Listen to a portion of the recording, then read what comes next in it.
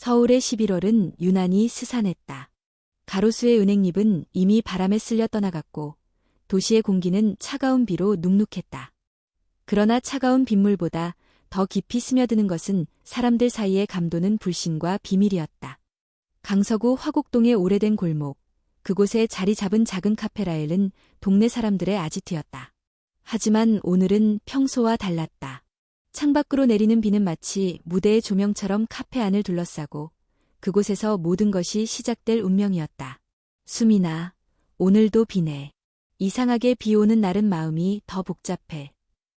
카운터 뒤에서 커피를 내리던 이수민이 고개를 들었다. 그녀의 눈빛에는 피로와 동시에 어딘가 모를 불안함이 스쳤다. 언니, 서울이 원래 그렇지 뭐 비도, 사람 마음도. 장채윤이 싱긋 웃으며 창밖을 바라봤다. 하지만 그녀의 표정도 오래가지 못했다. 카페 문이 열리는 소리와 함께 낯익은 그림자가 들어섰기 때문이다. 그 남자의 이름은 민도현이었다. 수민의 첫사랑이자 동네에서 유명한 변호사였다. 차갑고 냉철한 눈빛, 언제나 깔끔한 차림새, 그리고 무엇보다 사람을 꿰뚫어 보는 듯한 말투로 그는 늘 주변을 긴장하게 만들었다. 수민 씨, 잠깐 얘기 좀 할 수 있을까요? 도현의 목소리는 평온했지만 그 안에 깔린 냉기가 카페 안 공기를 순식간에 얼어붙게 만들었다. 주변 손님들의 시선이 쏠렸고 채윤은 직감적으로 뭔가 심상치 않음을 느꼈다. 지금요? 여기서요? 수민의 목소리가 약간 떨렸다. 밖에 비도 오고 오래 걸리지 않을 겁니다. 도현은 단호했다. 결국 수민은 마지못해 앞치마를 벗고 그를 따라 나섰다. 카페 밖, 비 내리는 골목에서 두 사람은 마주섰다. 도대체 왜 또 찾아왔어요? 3년 전 그 일로 충분히 끝난 줄 알았는데. 수민의 목소리에는 억눌렀던 분노와 혼란이 섞여 있었다. 끝났다고 생각하는 건 너뿐이야. 그날 진실을 숨겼잖아. 도현의 눈빛은 흔들림 없었다. 그날, 3년 전, 이 동네를 떠들썩하게 만든 실종 사건. 그리고 아직도 미제로 남아있는 한유진 실종 사건. 그 일로 모두가 입을 다물었고 도현은 그날 이후 사람들 사이에서 멀어졌다. 하지만 지금 그는 다시 돌아왔다. 난 아무것도 몰라요. 수민의 눈에 눈물이 맺혔다. 하지만 그건 슬픔이라기보단 두려움에 가까웠다. 도현은 깊게 한숨을 쉬며 말했다. 유진이 사건, 넌 절대 모를 수 없어. 너 그날 카페에 있었잖아. 수민의 표정이 굳어졌다. 아무도 몰랐을 거라고 믿었던 사실을 도현은 알고 있었다. 이제 와서 그걸 들추는 거예요. 누군가는 진실을 밝혀야 하니까. 넌 계속 숨을 수 있을지 몰라도 난 못 참아. 비는 점점 거세졌고 두 사람의 대화는 그렇게 끝맺지 못한 채 골목에 흩어졌다. 그날 밤 수민은 잠을 이루지 못했다. 창밖으로 들려오는 빗소리와 함께 3년 전 그 장면들이 머릿속을 맴돌았다. 한유진의 웃음소리, 그날의 마지막 문자, 그리고 사라진 뒤 아무런 흔적도 남지 않은 채 끝난 사건. 그런데 이상했다. 도연이 알고 있는 사실들은 분명히 경찰 조사에도 나오지 않았던 것들이었다. 그럼 누군가가? 불길한 생각이 뇌리를 스쳤다. 동시에 휴대폰이 울렸다. 발신자는 장채윤. 언니, 지금 당장 나 좀 도와줘야 해. 채윤의 목소리는 다급했고 공포에 질려 있었다. 무슨 일이야? 그냥 언니 혼자 안 위험하다고 생각하지 마. 우리 모두 이미 그날부터 위험 속에 있었어. 그 말이 끝나자마자 수민의 가슴속 깊은 곳에서 오래전 묻어뒀던 공포가 다시 고개를 들었다. 그리고 그녀는 직감했다. 3년 전 끝났다고 믿었던 그날의 거짓말이 이제 막 다시 시작되고 있음을. 밤새 비는 그치지 않았다. 빗물에 젖은 서울의 골목은 더 어두웠고 사람들의 마음속 어둠 역시 더욱 짙어졌다. 이수민은 잠을 설친 채 카페 라엘로 향했다. 평소보다 일찍 문을 열었지만 이미 카페 앞에는 장채윤이 서 있었다. 채윤의 얼굴은 창백했고 손끝은 떨리고 있었다. 언니, 우리 정말 잘못된 것 같아. 채윤은 아무런 인사도 없이 그렇게 말했다. 그녀의 눈은 붉게 충혈되어 있었고 입술은 새하얗게 질려 있었다. 무슨 일이야? 어제 너 그렇게 다급했잖아. 수미는 다가가며 물었지만 채윤은 고개를 저었다. 그냥 누가 우리를 지켜보고 있어. 언니, 진짜야. 어제 새벽에 우리 집 앞에 누가 있었어. 창밖에서 분명히. 그 말을 들은 순간 수민의 등줄기에 차가운 소름이 스쳤다. 그동안 억지로 외면해왔던 두려움이 현실로 다가오는 느낌이었다. 혹시 도연 씨가 보냈을 수도 있어? 그 사람. 몰라. 하지만 언니, 그거 기억나? 3년 전 유진 언니 실종되기 며칠 전에 우리끼리 그 얘기했던 거. 수미는 숨을 삼켰다. 설마 그날의 녹음 말하는 거야? 채윤은 고개를 끄덕였다. 그 순간 잊고 싶었던 기억들이 밀물처럼 몰려왔다. 3년 전 카페 라엘에서 우연히 녹음기를 발견했다. 누군가 테이블 아래에 떨어뜨린 작은 녹음기. 그 안에는 평범한 대화가 아닌 누군가를 협박하는 목소리와 수상한 약속들이 담겨 있었다. 그때만 해도 장난이겠거니 넘겼다. 하지만 며칠 뒤 한유진이 실종됐고 모두는 그 사건을 덮어버렸다. 녹음기도, 기억도, 진실도. 그 녹음기 아직 있어? 수민의 질문에 채윤은 잠시 망설였다가 조심스럽게 가방을 열었다. 낡은 녹음기가 비닐봉지에 쌓여 있었다. 어제 이걸 찾다가 누가 창밖에서 날 지켜보는 걸 느꼈어. 수민은 녹음기를 바라보다가 손끝으로 조심스럽게 버튼을 눌렀다. 순간 오래된 음성 파일이 흘러나왔다. 확실히 처리해. 걔가 이별면 우리 다 끝이야. 낯선 남자의 거친 목소리, 그리고 이어지는 또 다른 익숙한 목소리. 걱정 마. 그 애는 약점투성이야. 이별지도 못할 거야. 그 순간 수민의 심장은 요동쳤다. 두 번째 목소리. 익숙했다. 바로 민도현이었다. 이거 도현 씨 목소리 맞지? 채윤의 목소리는 떨렸고 수민도 쉽게 입을 열 수 없었다. 하지만 확실했다. 3년 전 도연은 무언가를 숨기고 있었다. 그리고 그 사실을 알고 있는 누군가가 지금 자신들을 지켜보고 있는 것이다. 우리 경찰에 가야 하지 않을까? 채윤의 말에 수민은 고개를 저었다. 아직 안 돼. 확실하지 않아. 그리고 도연 씨가 그렇게 단순한 사람이 아니야.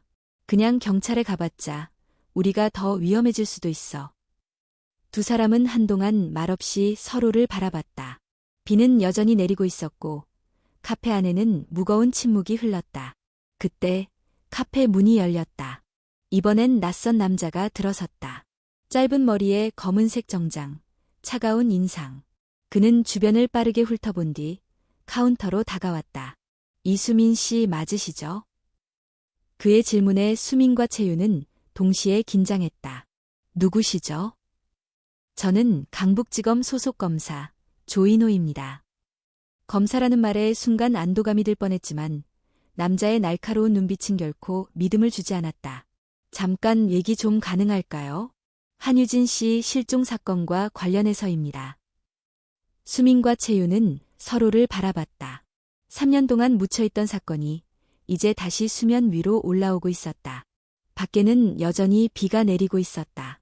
그리고 그 비는 숨겨진 진실을 모두 씻어낼 수 있을지 아무도 알 수 없었다. 조인호 검사는 수민에게 명함을 건넸다. 손끝이 살짝 떨리는 것을 숨기려 했으며 수민은 명함을 받았다. 3년 전 아무도 진실을 밝히려 하지 않았죠. 하지만 전 끝까지 파볼 겁니다. 그리고 당신도 그 안에 있어요. 그의 단호한 목소리에 수민의 마음속 두려움과 함께 묘한 희망이 피어올랐다. 그날의 거짓말은 아직 끝나지 않았다. 그리고 어쩌면 이제부터가 진짜 시작이었다. 조인호 검사가 떠난 후 카페 라엘 안에는 다시 깊은 침묵이 흘렀다. 이수민과 장채윤은 서로 말없이 커피잔을 만지작거리며 생각에 잠겨 있었다. 언니, 우리 이제 어떻게 해? 채윤의 목소리는 여전히 떨리고 있었다. 평소의 밝고 씩씩한 모습은 사라지고 대신 그 자리에는 공포와 혼란이 자리 잡고 있었다. 수민은 한숨을 내쉬며 창밖을 바라봤다. 잔잔해진 빗줄기 너머로 서울의 거리는 평소처럼 분주해 보였지만 그녀의 내면은 전혀 평온하지 않았다. 족검사가 우리를 의심하는 것 같진 않았어. 하지만 우리한테 뭔가 숨겨진 게 있다고 확신하는 눈빛이었어. 그럴 수밖에 없지. 우리도 솔직히 모르잖아. 3년 전 그 일. 유진 언니가 왜 사라졌는지, 누가 뭘 숨기고 있는지. 채윤은 떨리는 손으로 녹음기를 다시 가방 깊숙이 밀어넣었다. 그 순간 카페 문이 다시 열렸다. 이번엔 낯익은 얼굴이었다. 수민 씨. 민도현이었다. 늘 깔끔하고 친절한 미소를 띠던 그의 얼굴이 오늘따라 어딘가 차갑고 날카로워 보였다. 도현 씨. 수민은 순간적으로 당황했지만 이내 평정을 되찾았다. 잠깐 얘기 좀 할 수 있을까요? 도현은 그녀를 카페 구석으로 이끌며 낮은 목소리로 말했다. 채윤은 불안한 눈빛으로 두 사람을 바라봤지만 수민은 고개를 끄덕이며 따라갔다. 오늘 아침 검사 만났죠? 도현은 곧장 본론을 꺼냈다. 어떻게 알았어요? 조인호, 그 사람. 원래부터 이 사건에 집착하던 인물이에요. 그 사람이 당신을 찾아갔다는 건 당신이 뭔가를 알고 있다고 확신했다는 뜻이에요. 수민은 입술을 깨물었다. 도현의 말투는 평소와 달랐다. 마치 모든 걸 알고 있다는 듯, 그리고 뭔가 숨기고 있다는 듯한 느낌이 강하게 들었다. 도현 씨, 혹시 3년 전 그날 무슨 일 있었는지 아세요? 수민의 돌직구 같은 질문에 도현은 잠시 침묵했다. 눈빛이 흔들렸고 손끝이 살짝 떨렸다. 나는 그날 그저 유진 씨랑 말다툼만 했어요. 그게 전부예요. 정말요? 근데 이건 뭐죠? 수민은 가방에서 녹음기를 꺼내 테이블 위에 올렸다. 도현의 얼굴이 굳어졌다. 녹음기에서 흘러나오는 익숙한 목소리, 그리고 협박의 흔적. 도현은 한참을 녹음기를 바라보다가 천천히 숨을 내쉬었다. 이거 어디서 났어요? 그게 중요한가요? 도현 씨 목소리 맞잖아요. 도현은 침묵했다. 카페 안에는 묘한 긴장감이 감돌았다. 그날 무슨 일이 있었던 거예요? 유진 언니가 사라지기 직전에 도대체 무슨 대화를 나눴길래 이런 녹음이 남은 거예요? 도현은 잠시 고개를 숙이고 있었다.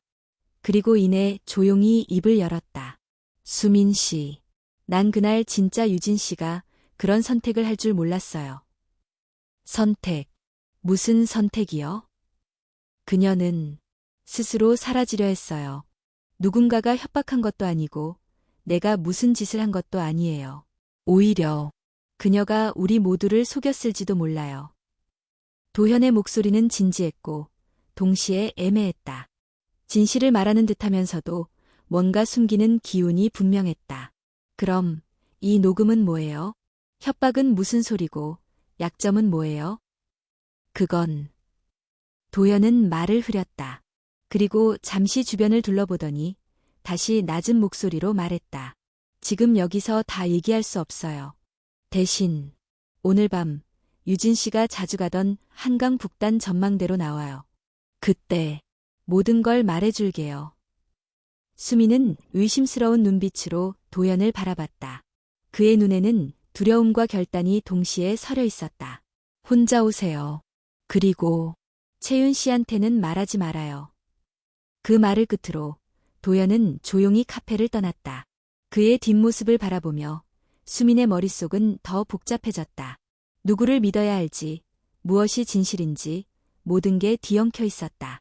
언니, 괜찮아? 채윤이 다가오며 물었다. 수민은 가볍게 고개를 끄덕였지만 마음속 불안은 쉽게 가라앉지 않았다. 밤이 되었다. 수민은 홀로 한강 북단 전망대에 도착했다. 흐릿한 가로등 불빛 아래 차가운 바람이 불어왔다. 잠시 후 도현이 나타났다. 그는 평소와 다른 무거운 분위기를 풍기며 다가왔다. 왔군요. 도현은 수민을 바라보며 조용히 말했다.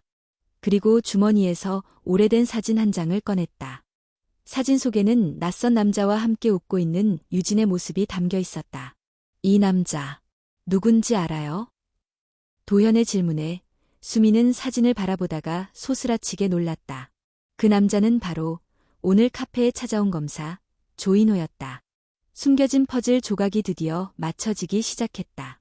수민의 심장은 거세게 뛰었다. 그리고 확신했다. 이 사건 생각보다 훨씬 깊고 위험해. 차가운 한강 바람이 스쳐 지나가자 이수민의 손끝이 떨렸다. 사진 속 조인호 검사의 웃는 얼굴, 그리고 유진의 다정한 미소. 이 둘 사이에 어떤 비밀이 숨겨져 있는지 이제 수민은 더 이상 우회할 수 없었다. 도현 씨, 이 사진 진짜예요? 수민의 목소리는 떨렸지만 단호했다. 민도현은 고개를 끄덕였다. 3년 전 유진 씨가 사라지기 전 이 남자와 자주 만났어요. 처음엔 그냥 친구인 줄 알았어요. 그런데 이상했어요. 둘 다 뭔가 숨기고 있었어요. 수민은 혼란스러웠다. 검사 조인호는 분명 자신에게 진실을 밝히겠다며 접근했었다. 그런데 정작 그가 사건의 핵심 인물일 수도 있다니. 그런데 왜 그 사람은 나한테 아무 말도 안 했을까요? 그리고 당신은 이 사실을 지금까지 왜 숨겼어요? 도연은 잠시 말을 잇지 못했다. 어두운 강물 위로 반짝이는 불빛들이 일렁였다. 처음엔 나도 몰랐어요. 그저 유진 씨가 힘들어하는 줄만 알았죠. 근데 그녀가 사라진 날 이 남자를 멀리서 봤어요. 강가 근처에서. 분명히 그가 마지막으로 유진 씨를 만났어요. 도현의 말에 수미는 숨을 삼켰다. 머릿속이 어지러웠다. 그렇다면 경찰에 말했어야죠. 믿지 않을 테니까요. 그 사람 검사예요. 게다가 나도 완전히 떳떳하지 않았어요. 무슨 소리예요? 도연은 깊은 한숨을 내쉬더니 조심스럽게 말했다. 그날 나도 유진 씨를 협박했어요. 정확히 말하면 그녀가 가진 정보를 빼앗으려 했어요. 순간 수민의 얼굴이 굳어졌다. 뭐라고요? 그때 우리 모두 불안했어요. 유진 씨가 뭔가 큰 걸 알고 있었고 그걸 이용해서 우리 약점을 쥐고 있었거든요. 우리. 수민은 도현의 말을 곱씹었다. 도현은 고개를 끄덕이며 이어갔다. 너도 알잖아요. 3년 전 우리 4명. 유진, 너, 나, 그리고 채윤. 우리는 함께 엮여 있었어요. 그날 밤 파티에서 무슨 일이 있었는지 기억나죠? 수민의 심장이 쿵 내려앉았다. 그녀는 그날을 떠올렸다. 흐릿하지만 선명한 죄책감과 두려움이 되살아났다. 그날 그들은 모두 술에 취해 있었고 누군가 실수를 했고 누군가는 그것을 이용했다. 유진 씨는 우리 모두를 협박했어요. 그 비디오 아직도 가지고 있었을 거예요. 비디오? 수미는 충격을 감추지 못했다.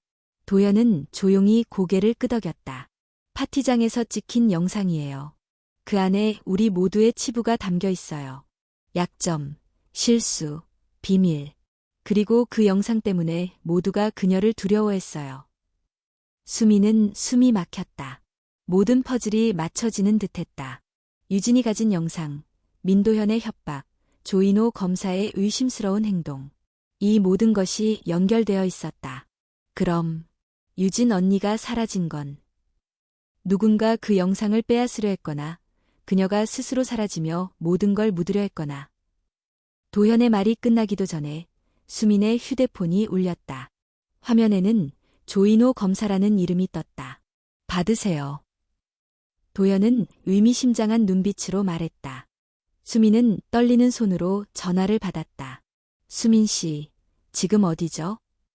조인호의 차분하지만 날카로운 목소리가 들려왔다. 한강이에요. 왜요?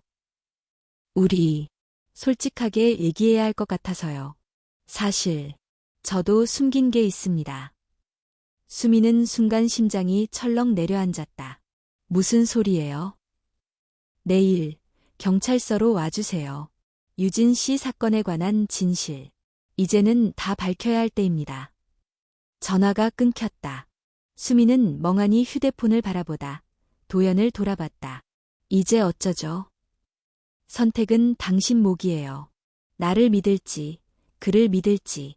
하지만 분명한 건 둘 다 완전히 믿어선 안 된다는 거예요. 도현의 말은 차갑고 단호했다. 그날 밤 수미는 잠을 이루지 못했다. 머릿속에는 끝없이 얽힌 기억들과 비밀들이 맴돌았다. 그리고 다음 날 아침 그녀는 경찰서로 향했다. 경찰서 로비에는 이미 조인호 검사가 기다리고 있었다. 수민 씨. 그는 다가오며 조용히 말했다. 여기서 모든 걸 밝힐 준비 되어 있습니까? 수민은 깊게 숨을 들이쉬었다. 네, 하지만 검사님도요. 이제 거짓말은 끝내요. 두 사람의 시선이 교차하는 순간 숨겨진 비밀의 베일이 조금씩 걷히기 시작했다. 그리고 그 비밀이 단순한 실종 사건 이상의 충격적인 진실임을 수미는 직감했다. 경찰서의 조사실. 차가운 형광등 불빛 아래 이수미는 굳은 표정으로 앉아 있었다. 마주 앉은 조인호 검사의 눈빛은 이전과 달랐다. 따뜻했던 미소 대신 서늘하고 날카로운 기운이 감돌았다. 말씀하시죠, 검사님. 이제 숨길 거 없잖아요. 수민의 목소리에는 두려움보다 결심이 묻어 있었다. 조인호는 잠시 눈을 감더니 조용히 입을 열었다. 3년 전 유진 씨가 내게 접근했을 때 난 몰랐어요. 그녀가 그렇게 위험한 비밀을 가지고 있을 줄은. 위험한 비밀이라니요? 정확히 뭘 말하는 거예요? 조인호는 테이블 위에 한 장의 사진을 꺼내놓았다. 흐릿하지만 분명히 보이는 인물들. 파티장에서 찍힌 사진이었다. 수민, 민도현, 강채윤, 그리고 사라진 정유진. 그리고 사진 한쪽 구석, 흐릿하게 찍힌 조인호 자신. 이 사진, 검사님도 그날 파티에 있었어요? 수민의 목소리가 흔들렸다. 조인호는 고개를 끄덕였다. 그날 난 내 동생을 찾으러 갔어요. 내가 모를 수도 있지만 유진 씨는 내 이복동생이에요. 순간 수민의 머릿속이 하얘졌다. 무슨 소리예요? 우리 아버지가 다른 여자와 낳은 딸이에요. 난 어릴 때부터 그 사실을 숨기고 살았어요. 가족도, 직장 동료도 아무도 몰라요. 숨겨진 가족사, 그리고 그날의 파티, 모든 것이 엮여 있었다. 그럼, 유진 언니가 협박하던 영상, 그것도 검사님과 관련 있어요? 조인호의 얼굴에 씁쓸한 미소가 떠올랐다. 그 영상, 사실 나도 봤어요. 내 동생은 영악했어요. 단순히 여러분을 협박하려 했던 게 아니에요. 그 영상 속엔 훨씬 더 큰 비밀이 담겨 있어요. 수미는 숨을 삼켰다. 무슨 비밀이요? 권력, 돈, 그리고 범죄. 그날 파티에는 단순히 젊은이들만 있었던 게 아니에요. 정치인, 기업인, 경찰 고위직, 모두 연결돼 있었어요. 내 동생은 그걸 알게 됐고, 영상으로 증거를 남겼어요. 수미는 차가운 소름이 돋았다. 단순한 실종 사건이 아니었다. 그들은 모두 거대한 그물망에 걸려 있었다. 그럼 유진 언니가 사라진 것도 그들과 관련 있다는 거예요? 조인호는 고개를 끄덕였다. 난 그녀를 지키려 했어요. 그래서 일부러 거리를 두고 내 신분도 숨겼어요. 그런데 그날 이후 그녀가 사라졌고 난 모든 걸 뒤늦게 알았어요. 수민의 머릿속은 복잡했다. 조인호의 말이 모두 사실일까? 아니면 또 다른 거짓일까? 그런데 왜 지금에서야 말하는 거예요? 이제 더 숨길 수 없으니까요. 최근 누군가 나를 미행하고 있어요. 내 동료들 중에도 믿을 수 없는 사람이 있어요. 이 사건, 생각보다 깊고 위험합니다. 그 순간 조사실 문이 열렸다. 낯익은 얼굴이 들어섰다. 강채윤이었다. 너, 여기 왜? 수민의 말이 끝나기도 전에 채윤이 조용히 말했다. 나도 할 말 있어서 왔어. 채윤의 얼굴에는 어딘가 지쳐 보이는 그림자가 드리워져 있었다. 그녀는 수민 옆에 앉으며 말을 이었다. 그날 파티, 나도 기억해. 그리고 그날 이후, 계속 악몽이야. 수민은 채윤을 바라보며 물었다. 너도 유진 언니랑 무슨 일 있었어? 채윤은 떨리는 손을 꼭 쥐며 고개를 끄덕였다. 유진 언니가 날 찾아왔어. 내 비밀을 알려주겠다며. 그리고 날 협박했어. 영상 속엔 나뿐 아니라 너도 있었어. 수민의 눈이 커졌다. 뭐라고? 넌 기억 못하겠지만 그날 너도 많이 취했어. 우리 모두 뭔가를 숨기고 있었어. 순간 모든 기억이 파편처럼 스쳐 지나갔다. 흐릿했던 장면들, 그날의 술기운, 속삭임, 그리고 두려움. 그럼 우리 모두 그녀에게 약점이 있었던 거야? 채유는 고개를 끄덕였다. 그리고 그 약점이 누군가를 죽음으로 몰고 갔을지도 몰라.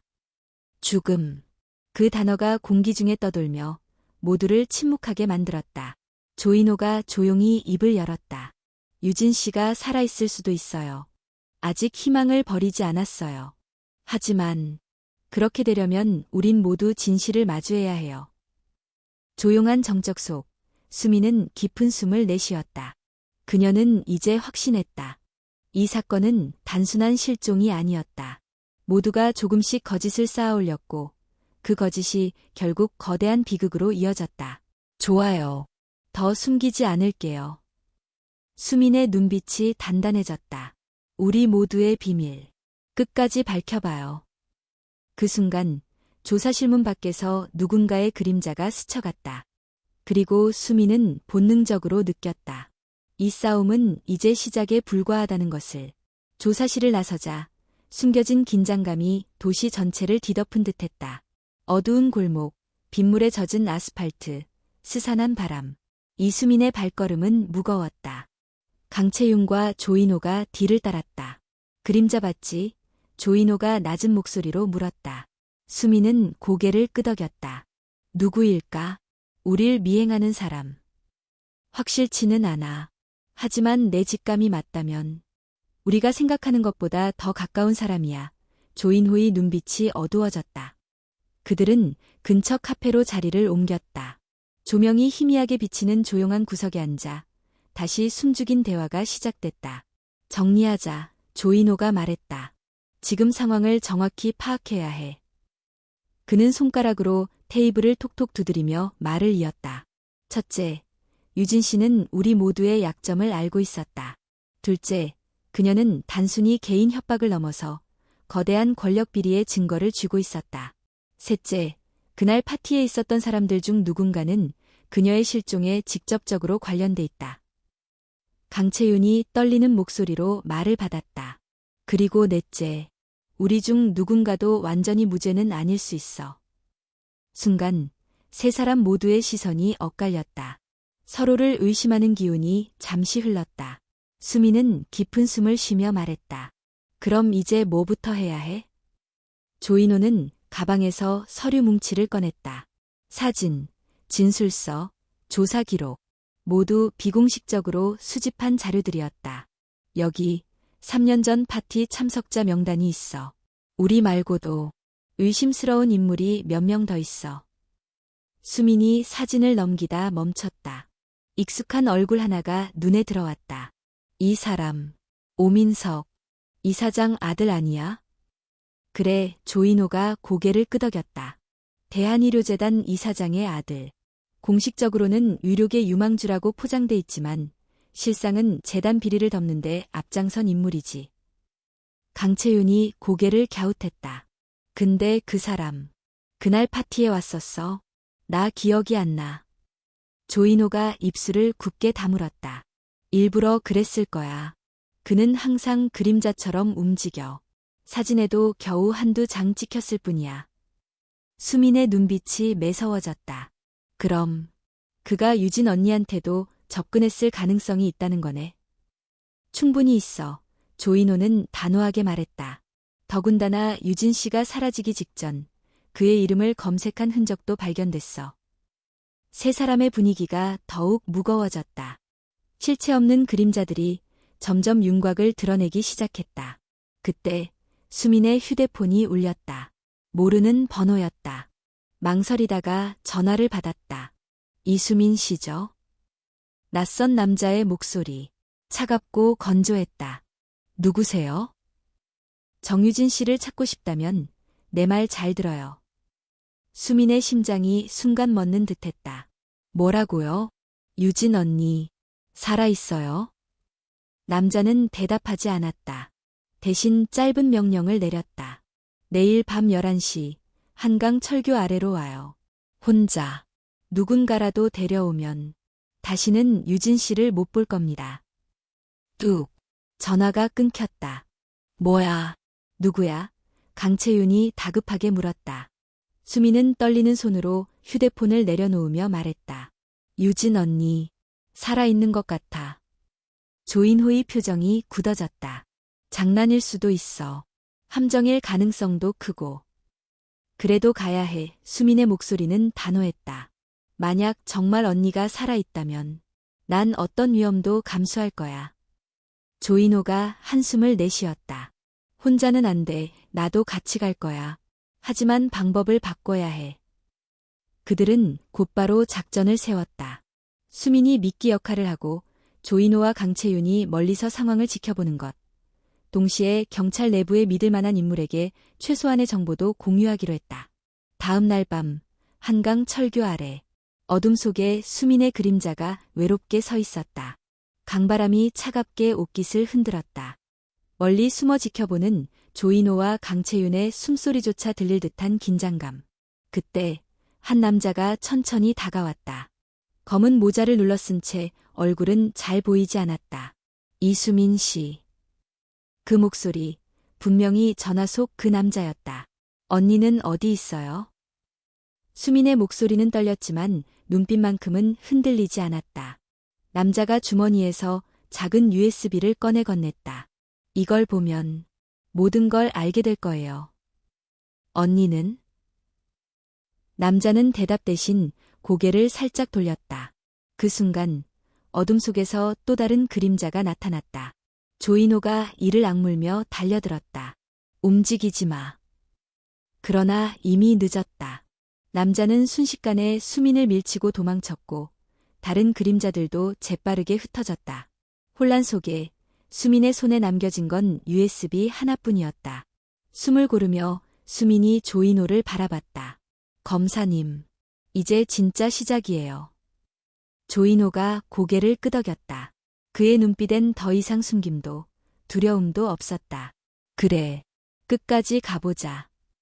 한강 철교 사건 이후 수민과 조인호, 강채윤은 곧장 조인호의 사무실로 향했다.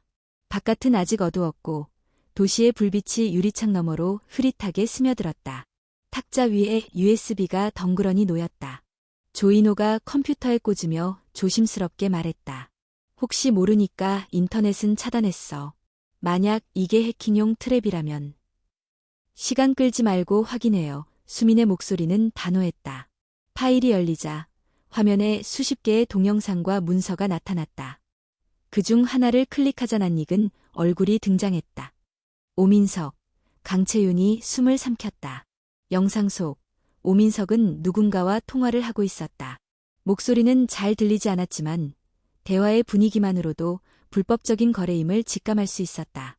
다음 영상, 병원 내부 감시 카메라 화면이었다. 거기엔 정유진이 있었다. 그녀는 누군가와 몰래 문서를 주고받고 있었다. 상대방의 얼굴은 보이지 않았지만 손목에 새겨진 독특한 문신이 눈에 들어왔다. 조인호가 화면을 정지시켰다. 이 문신, 본 적 있어. 그는 급히 서랍을 뒤져 오래된 사진 몇 장을 꺼냈다. 3년 전 의료재단 비리 사건을 취재하던 중 촬영한 사진들이었다. 그중 한 장, 병원 고위 임원의 팔뚝에도 똑같은 문신이 선명하게 보였다. 대한의료재단. 그리고 이 문신. 이건 단순한 병원 비리가 아니야. 조인호의 목소리가 낮게 떨렸다. 수민은 믿을 수 없다는 듯 중얼거렸다. 설마 의료재단 뒤에 범죄 조직이 있다는 거야? 조인호는 고개를 끄덕였다. 처음부터 느낌이 이상했어. 정유진 씨가 쥐고 있던 게 단순한 병원 내부 고발 자료가 아니라 이 조직 전체를 뒤흔들 비밀이라는 걸. 강채윤이 불안한 표정으로 물었다. 그럼 유진 언니가 사라진 것도? 그들이 입막음을 하려 했을 가능성이 크지. 조인호는 컴퓨터 화면을 가리켰다. 그리고 우리에게 이걸 넘긴 남자도 이 조직에서 등을 돌린 내부 인물일지도 몰라. 그 순간 사무실 초인종이 울렸다. 모두 긴장한 채 서로를 바라봤다. 조인호가 천천히 문을 열자 낯선 남자가 서 있었다. 이수민 씨, 맞죠?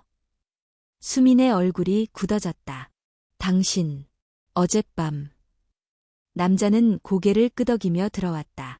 조심스럽게 문을 닫고 주변을 둘러본 그는 천천히 입을 열었다. 내 이름은 박태진. 원래 대한의료재단의 법무팀에서 일했어요. 하지만 더 이상 그들을 믿을 수 없어서 여기 왔습니다. 조인호가 의심스러운 눈빛을 보냈다. 증거는요? 당신 말만 믿을 수는 없어. 박태진은 코트를 벗으며 팔을 걷었다. 그곳엔 희미하게 문신 흔적이 남아 있었다. 레이저 제거 흔적도 함께였다.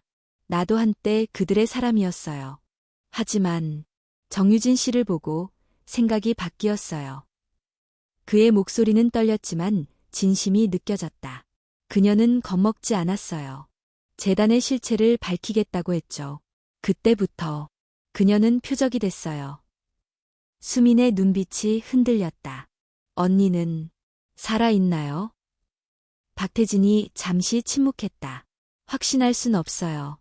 마지막으로 본 건 그녀가 그들에게 끌려가는 모습이었으니까.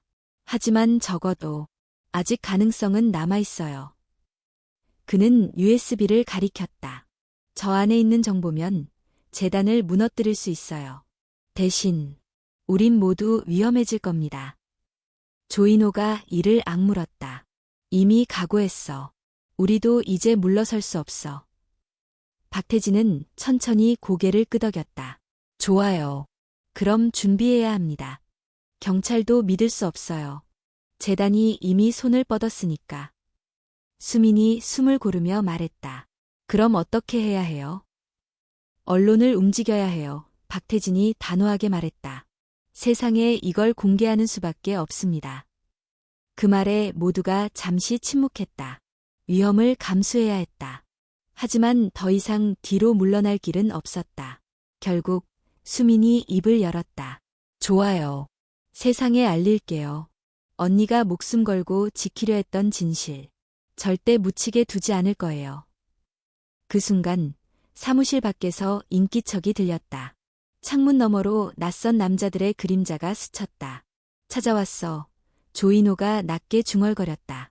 시간이 없어. 박태진이 서둘렀다. 여기서 빠져나가야 해요. 모두가 짐을 챙기고 사무실 뒷문으로 향했다. 어둠 속을 가르며 그들은 진실을 향한 위험한 여정을 다시 시작했다. 사무실 뒷문을 빠져나온 네 사람은 숨을 죽인 채 어둠 속을 가로질렀다. 비가 내리기 시작했고 서울의 뒷골목은 음습한 기운으로 가득했다. 이쪽이에요. 박태진이 낮은 목소리로 앞장섰다. 그들은 복잡하게 얽힌 골목길을 빠르게 지나쳤다. 뒤를 돌아보니 검은 옷을 입은 남자 둘이 조용히 뒤따르고 있었다. 그 새끼들. 우리를 계속 쫓고 있어. 강채윤이 이를 악물었다. 조인호가 고개를 끄덕이며 말했다. 그냥 도망치기만 하면 안 돼. 방향을 바꿔서 역으로 흔적을 끊어야 해. 박태진이 한참을 고민하더니 입을 열었다. 근처에 내가 아는 폐창고가 있어요. 거기로 가면 잠시 몸을 숨길 수 있어요. 수민은 숨을 고르며 고개를 끄덕였다. 가요. 더 늦기 전에. 한참을 달려 도착한 폐창고는 오래된 공장 시설이었다. 녹슨 철문을 열고 안으로 들어서자 곰팡내와 먼지가 가득했지만 잠시 숨을 돌릴 수 있었다. 잠깐만 여기서 상황 정리하죠. 박태진이 숨을 몰아쉬며 말했다. 그는 코트 안쪽에서 또 다른 USB를 꺼냈다. 이건 내가 확보한 추가 자료예요. 정유진 씨가 사라지기 직전에 나한테 넘긴 겁니다. 조인호가 놀란 표정으로 USB를 바라봤다. 또 있었어? 박태진은 고개를 끄덕였다. 지금까지 우리가 본 건 빙산의 일각일 뿐이에요. 진짜 핵심은 이 안에 있어요. 그들은 폐창고 구석에 있는 오래된 노트북을 켰다. 화면이 켜지자 암호화된 파일들이 나타났다. 다행히 박태진이 암호를 알고 있었기에 금세 자료를 열 수 있었다. 그곳엔 대한의료재단과 연결된 비밀 장부, 불법 자금 흐름, 정치인과의 뒷거래 내역, 심지어 살인 청부와 관련된 문서까지 정리되어 있었다. 수미는 입을 틀어막았다. 이건 그냥 비리 수준이 아니야. 이건 조직 범죄야. 강채윤도 침을 삼켰다. 만약 이게 세상에 공개되면 정치, 의료계 전체가 뒤집히겠어. 조인호가 진지한 표정으로 고개를 끄덕였다. 그래서 그들이 이렇게까지 발악하는 거야. 그 순간 창밖에서 인기척이 들렸다. 찾아왔어요. 박태진이 창문으로 몸을 낮췄다. 1명, 2명, 최소 5명 이상이에요. 수민이 이를 악물었다. 여기서 붙잡히면 끝이에요. 조인호가 재빨리 주위를 살폈다. 뒷문이 있어. 거기로 빠져야 해. 그러나 뒷문을 향해 달리려는 순간 다른 쪽에서도 검은 옷의 남자들이 모습을 드러냈다. 포위당했어. 강채윤이 이를 악물었다. 긴장감이 감도는 순간 박태진이 재빨리 허리춤에서 작은 연막탄을 꺼냈다. 이럴 줄 알고 준비했어요. 그는 연막탄을 창문 밖으로 던졌다. 연기가 자욱하게 퍼지며 시야가 흐려졌다. 지금이에요. 그들은 재빨리 폐창고 뒤편의 좁은 틈으로 빠져나갔다. 비가 쏟아지고 골목은 미끄러웠지만 멈출 틈이 없었다. 계속 달리던 중 박태진이 숨을 헐떡이며 물었다. 이제 어디로 가야 해요? 조인호가 숨을 고르며 말했다. 안전한 곳은 없지만 그래도 누굴 믿을 수 있는 사람에게 가야 해.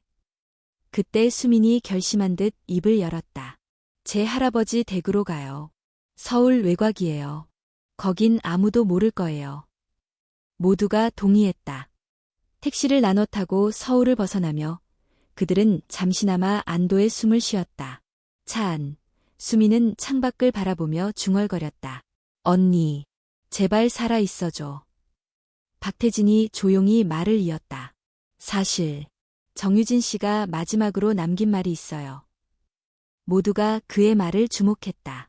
진실을 밝히는 건 내가 아니라 수민 씨 몫이라고 했어요. 수민의 눈이 흔들렸다. 왜 하필 나예요? 박태진은 씁쓸하게 웃었다.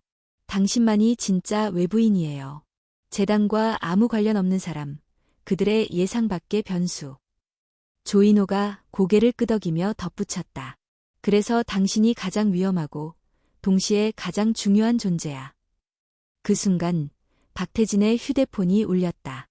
발신자는 비밀 연락처로 저장되어 있었다. 그는 조심스럽게 통화 버튼을 눌렀다.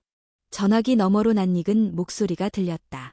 태진 씨, 나야, 유진이야. 그 말에 모두가 얼어붙었다. 유진 씨? 박태진이 급히 소리를 낮췄다. 조용히 해. 오래 통화 못해. 나 아직 살아있어. 하지만 위험해. 수민의 눈에 눈물이 맺혔다. 언니, 괜찮아. 어디 있어? 우리가 구하러 갈게. 정유진의 목소리는 떨렸다. 그들은 내 위치를 알고 있어. 함정일지도 몰라. 하지만 나 혼자선 못 버텨. 전화는 곧 끊겼다. 박태진이 이를 악물며 말했다. 확인해봐야 해. 진짜 유진 씨가 맞는지. 그리고 위치를 추적할 방법을 찾아야 해. 수미는 결연한 표정으로 고개를 끄덕였다. 우린 멈추지 않을 거예요. 차창 밖으로 어둠이 걷히고 멀리서 새벽빛이 희미하게 퍼지고 있었다. 차가 서울 외곽을 벗어나 깊은 산길로 접어들 무렵 수미는 가슴속에서 끓어오르는 불안감을 억누를 수 없었다. 언니의 목소리를 들었지만 그것이 오히려 더 큰 혼란을 불러일으켰다. 정말 살아있는 걸까? 아니면 누군가의 함정일까? 차가 멈춘 곳은 낡은 한옥이었다. 수민의 할아버지가 은퇴 후 혼자 살고 있는 외딴 집이었다. 주변엔 이웃도 없고 외부와의 연락도 잘 닿지 않는 곳이었다. 여기라면 당분간 안전할 거예요. 수민이 문을 열며 말했다. 박태진과 조인호, 강채윤은 주변을 빠르게 살펴본 후 짐을 옮겼다. 모두 피곤에 절어 있었지만 긴장을 놓을 수는 없었다. 우선 유진 씨의 위치부터 파악해야 해. 박태진이 노트북을 펼치며 말했다. 그는 통화 당시의 기록과 신호를 분석하기 시작했다. 몇 시간의 작업 끝에 마침내 신호의 위치를 특정할 수 있었다. 충청도 쪽이에요. 정확히는 폐쇄된 옛 연구시설 근처에서 신호가 잡혔어요. 조인호가 이마를 찌푸렸다. 옛 연구시설이라. 대한의료재단과 관련 있을 가능성이 높아. 강채윤도 고개를 끄덕였다. 그럼 확률은 두 가지야. 진짜 유진 씨가 거기에 갇혀 있거나 우릴 유인하려는 함정이거나. 수미는 잠시 침묵했다가 단호히 말했다. 함정이라도 가야 해요. 모두가 수민을 바라봤다. 그 사람이 언니일 가능성이 1%라도 있으면 전 멈출 수 없어요. 박태진이 한숨을 쉬며 말했다. 그래요. 하지만 무작정 가면 우리 모두 끝장이에요. 철저하게 준비해야 해요. 그들은 남은 밤을 철저한 계획을 세우며 보냈다. 다음 날 새벽, 네 사람은 차량을 나눠 타고 충청도로 향했다.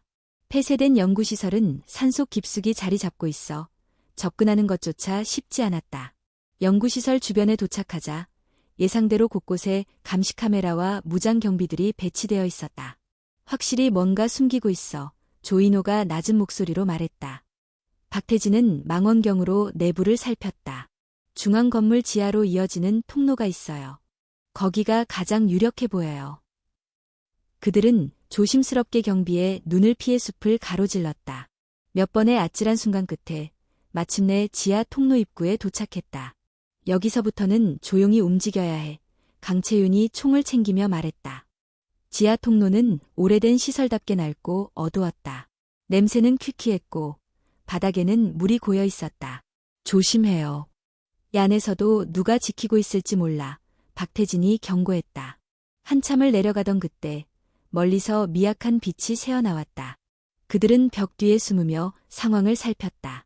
그곳엔 감옥처럼 보이는 유리방이 있었고 그 안에 지친 모습의 여성이 앉아 있었다. 유진 씨, 수민이 속삭였다. 박태진이 얼굴을 확인하고 고개를 끄덕였다. 맞아요. 진짜예요. 그러나 기쁨도 잠시. 그들의 위치가 들통난 듯 경보음이 울렸다. 들켰어. 빨리 움직여. 조인호가 소리쳤다. 그들은 총을 든 경비들과 격렬한 몸싸움을 벌였다. 총성이 울리고 비명소리가 퍼졌다. 수미는 틈을 타 유리방 쪽으로 달려갔다. 유진 역시 그 모습을 보고 눈물을 흘리며 손을 흔들었다. 유리방을 여는 방법을 찾아야 해. 수민이 소리쳤다. 박태진은 재빨리 제어판을 해킹하기 시작했다. 그러나 시스템은 생각보다 훨씬 복잡했다. 그때 또 다른 발걸음 소리가 들렸다. 검은 정장을 입은 중년 남자가 천천히 모습을 드러냈다. 그의 얼굴을 본 순간 수민의 심장이 멎을 뻔했다. 이게 어떻게 된 일이지? 할아버지? 그 남자는 다름 아닌 수민의 할아버지, 오명석이었다. 오래간만이구나. 수민아, 그의 목소리는 싸늘했다. 모두가 충격에 빠졌다. 오명석은 천천히 걸어오며 말했다. 넌 몰랐겠지. 내가 이렇게 깊숙이 들어올 줄은. 나도 몰랐다. 수민의 손이 떨렸다. 할아버지, 이게 무슨, 어떻게. 오명석의 눈빛이 차갑게 빛났다. 모든 건 필요하기였다. 이 나라를 지키기 위해선 때로는 희생이 필요해. 그의 뒤로 검은 옷을 입은 남자들이 모습을 드러냈다. 상황은 최악으로 치닫고 있었다. 박태진은 재빨리 귓속말로 말했다. 수민 씨, 제어판 거의 다 됐어요. 시간이 필요해요. 수민은 이를 악물었다. 그럼 시간 벌게요. 그녀는 한 걸음 앞으로 나섰다. 할아버지, 언니를 이렇게 만든 것도, 이 모든 일도 당신이에요? 오명석은 미소를 지었다. 유진이. 그녀는 너무 많은 걸 알아버렸어. 그래서 어쩔 수 없었다. 순간 수민의 눈에 맺혔던 눈물이 떨어졌다. 그리고 동시에 눈빛이 싸늘하게 변했다. 그럼 저도 어쩔 수 없어요. 그녀는 주머니에서 작은 연막탄을 꺼내 바닥에 던졌다. 연기가 퍼지는 순간 총성이 다시 울렸고 강채윤과 조인호가 동시에 움직였다. 박태진이 마침내 제어판을 열고 유리방의 문이 열렸다. 수미는 언니의 손을 잡았다. 언니, 이제 끝났어. 하지만 끝난 게 아니었다.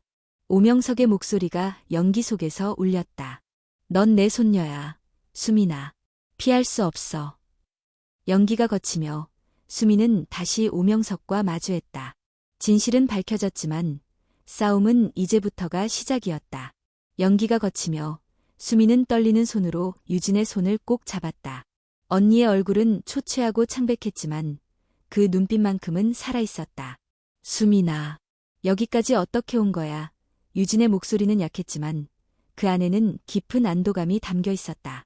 나중에 얘기해. 지금은 여기서 나가야 해. 수민이 빠르게 말했다.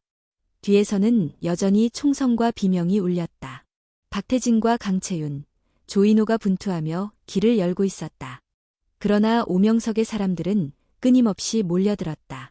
그만해, 수민아. 오명석의 목소리가 울렸다. 그가 천천히 다가오며 총을 들이밀었다. 너희는 여기서 끝이야. 너도, 유진이도, 내 친구들도. 수민의 이마에 식은땀이 흘렀다. 그러나 포기할 수 없었다. 그때 강렬한 폭발음과 함께 벽 한쪽이 무너졌다. 먼지 속에서 새로운 인물들이 뛰어들어왔다. 검은 전투복에 몸을 감싼 이들은 바로 국제인권감시단 요원들이었다. 모두 엎드려 선두의 선 여성이 소리쳤다. 상황은 순식간에 뒤바뀌었다. 오명석의 사람들은 당황했고 총을 내려놓기 시작했다. 박태진이 수민에게 외쳤다. 국제인권감시단이 우리 위치를 파악했어요. 안전해요. 어서 나가요. 오명석은 이를 악물었다. 너희가 감히. 그는 총을 겨눴지만 이미 감시단 요원들의 총구가 그를 겨누고 있었다. 움직이지 마세요. 요원들이 단호하게 명령했다. 그제야 오명석은 천천히 손을 들었다. 그의 얼굴엔 분노와 절망, 그리고 어딘가 씁쓸한 미소가 뒤섞여 있었다. 밖으로 빠져나온 수민 일행은 헬기에 오르며 마지막으로 연구시설을 바라봤다. 먼지 속에서 점점 멀어지는 그곳은 마치 악몽처럼 사라져갔다. 헬기 안에서 유진은 수민의 손을 꼭 잡았다. 정말 고마워. 포기하지 않아서. 수민은 고개를 저으며 눈물을 흘렸다. 미안해. 더 빨리 찾지 못해서. 유진은 미소를 지었다. 괜찮아. 넌 결국 날 찾아냈어. 헬기가 서울 상공을 향해 날아가는 동안 수민의 머릿속에는 수많은 생각이 스쳐갔다. 가족의 배신, 숨겨진 진실, 그리고 앞으로의 싸움. 며칠 후 언론은 대대적으로 대한의료재단과 오명석의 비리를 보도했다. 불법 인체 실험, 권력층과의 결탁, 실종 사건. 진실이 드러나자 사회는 충격과 분노로 들끓었다. 오명석은 결국 체포되었고 그의 조직도 해체됐다. 하지만 모든 것이 끝난 것은 아니었다. 병원 침대에 누운 유진은 여전히 회복 중이었다. 육체적, 정신적 상처는 쉽게 사라지지 않았다. 수민은 창밖을 바라보며 조용히 말했다. 이제 정말 끝난 걸까? 박태진이 고개를 저으며 말했다. 진실은 밝혀졌지만 상처는 오래 남을 거예요. 그리고 권력은 쉽게 사라지지 않아요. 조인호가 고개를 끄덕였다. 우리가 막은 건 일부일 뿐이야. 강채윤도 한숨을 쉬며 말했다. 하지만 최소한 누군가는 그 진실을 봤어. 그리고 기억할 거야. 그때 병실 문이 열리고 국제인권감시단의 대표가 들어왔다. 여러분 덕분에 많은 생명을 구할 수 있었습니다. 그녀가 고개를 숙였다. 그러나 수민의 표정은 어두웠다. 그런데 할아버지는 왜 그런 선택을 한 걸까요? 대표는 잠시 침묵하다가 말했다. 정의와 권력 사이에서 길을 잃는 사람들이 많습니다. 때로는 그들이 시작했던 선한 의도조차 왜곡되고 맙니다. 유진이 힘겹게 말했다. 그래서 우리가 끝없이 진실을 밝히고 싸워야 해요. 모두의 눈빛이 단단해졌다. 며칠 뒤 수민은 언론 앞에 섰다. 가족사와 고통스러운 진실을 세상에 공개하기로 결심한 것이다. 카메라 앞에 선 그녀는 단호하게 말했다. 저는 피해자의 가족으로서, 그리고 이 땅의 시민으로서 이 자리에 섰습니다. 숨겨진 진실이 더 이상 어둠 속에 묻히지 않도록 끝까지 싸울 것입니다. 그날 이후 수미는 유진과 함께 인권단체에 합류했다. 그들은 여전히 힘든 길을 걷고 있었지만 더 이상 혼자가 아니었다. 해질 무렵 두 자매는 강가에 앉아 하늘을 바라봤다. 유진이 말했다. 수민아, 기억해. 아무리 어두워도 진실은 결국 드러나. 수미는 고개를 끄덕이며 저 멀리 지는 노을을 바라봤다. 그날의 거짓말은 끝났지만 새로운 진실을 향한 여정은 이제 막 시작이었다.